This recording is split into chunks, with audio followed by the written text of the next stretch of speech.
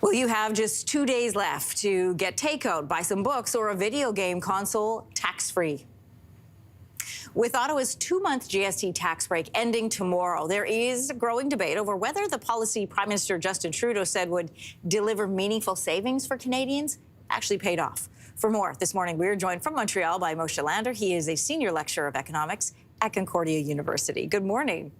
Good morning. So just to remind everybody, former Finance Minister Chrystia Freeland called these costly gimmicks, and the Prime Minister said this aim here was to put more money in your pocket. Did the tax holiday live up to its promise? I think the finance minister was correct. It was a costly gimmick. I don't think that it did what it was supposed to. A lot of lower income Canadians are stretched to the limit.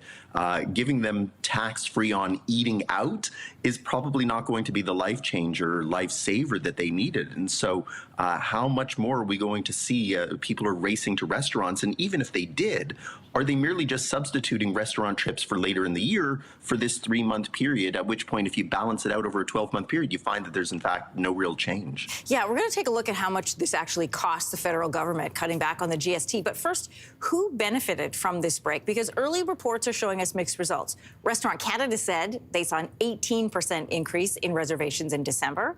But then there's this new report from Moneris saying overall spending in the economy actually decreased by 4% during the holiday. So what are the reasons for the difference here?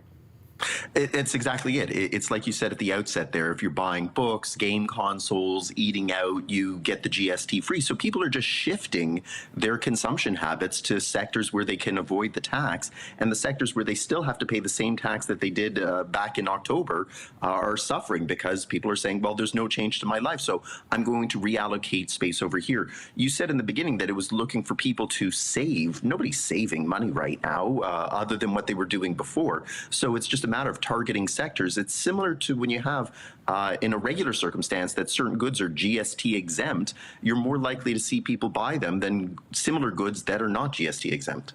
This tax break is ending just as we are gearing up for a possible trade war with the United States. And the parliamentary budget officer says the tax holiday, this is shocking to me, could result in a $1.5 billion loss of revenue for the government. What effect could that kind of a loss, that kind of a hit have on our economy as we're facing tariff threats?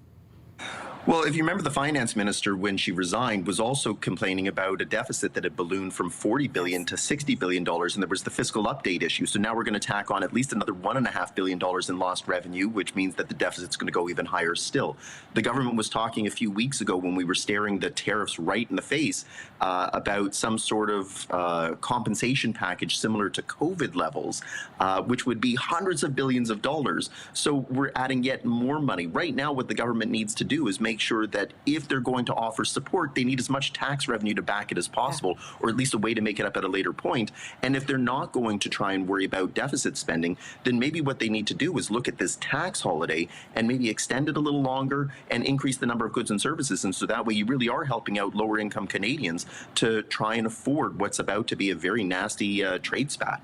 You know, there's been a lot going on politically since this came about. So to remind everybody, this GST holiday proved to be politically divisive. And when Chrystia Freeland resigned as finance minister in December, she did criticize the Trudeau government for these gimmicks. But was the policy then worth it overall for the Liberals?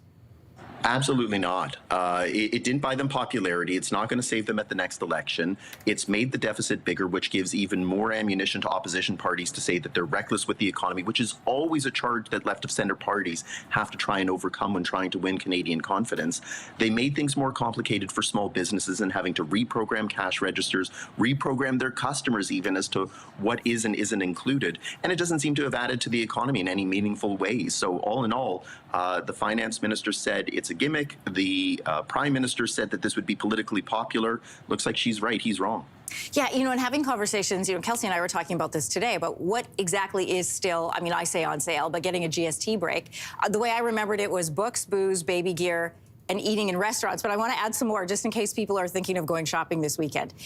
Prepared foods, veggie trays, pre-made meals, granola bars, beer, wine, pre-mixed alcohol beverages, children's clothing, footwear, car seats, and diapers, kids' toys, and board games. That's a long list that you want to take with you on the weekend if you're going to stock up.